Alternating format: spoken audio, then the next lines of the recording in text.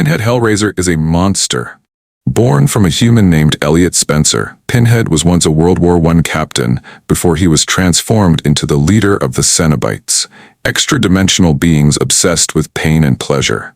He is summoned through a mysterious puzzle box, offering his victims ultimate pleasure, only to reveal the horrifying reality of eternal torment. His appearance, marked by deep scars and nails embedded into his skull, is a reflection of his philosophy.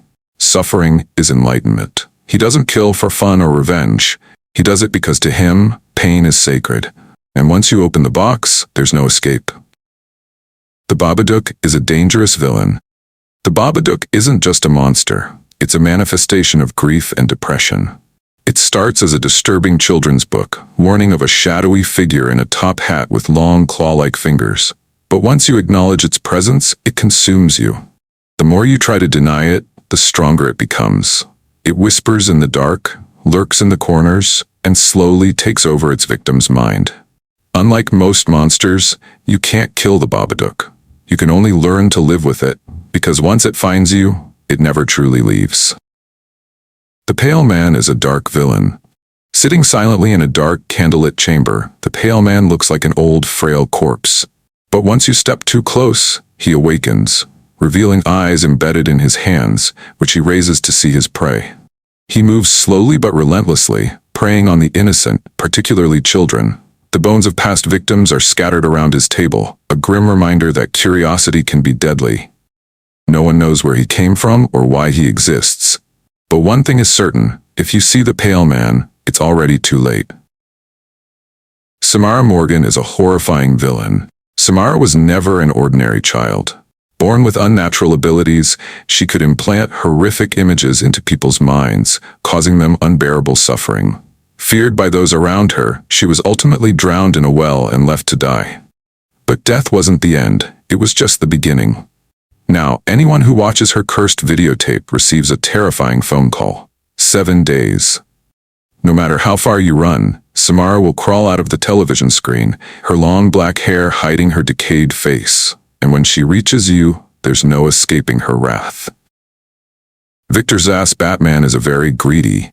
Unlike other criminals in Gotham, Victor Zsasz doesn't kill for money, revenge, or power. He kills because he believes life is meaningless. Every victim he takes is a favor, a release from their so-called pointless existence. And with every kill, he carves a tally mark into his own skin, turning his body into a twisted monument of death.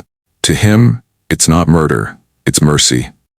And the worst part, he isn't some supernatural entity or monster. He's just a man, proving that sometimes the scariest villains are the ones who don't need an excuse to kill. The Crooked Man's scariest villain. Tall, thin, and unnaturally twisted, the Crooked Man moves with an unsettling, jerky motion as if reality itself is breaking around him. He comes from a sinister nursery rhyme, but those who hear it soon realize it's more than just a song. It's a warning. Once summoned, he slithers out of the shadows, his elongated grin stretching beyond human limits. He doesn't just haunt his victims, he warps their perception of reality, turning their own minds against them. And once you see him, you'll never forget his chilling, distorted voice, whispering in the dark. Bughuul, Eater of Children. Known as the Eater of Children, Bughuul is an ancient pagan deity who thrives on the souls of the innocent. He doesn't just kill his victims, he corrupts them, turning children into murderers before stealing their souls. He communicates through eerie home movies, each one capturing a gruesome family massacre. He is always watching, lurking just out of sight, waiting for his next victim. Unlike most villains, Bughuul doesn't need to chase you. Once you've seen his face, the curse has already begun. The ByeBye Man, very interesting villain. The most terrifying thing about the ByeBye Man is that he doesn't have to hunt you. You bring him to life by thinking or saying his name. The more you fear him, the stronger he becomes.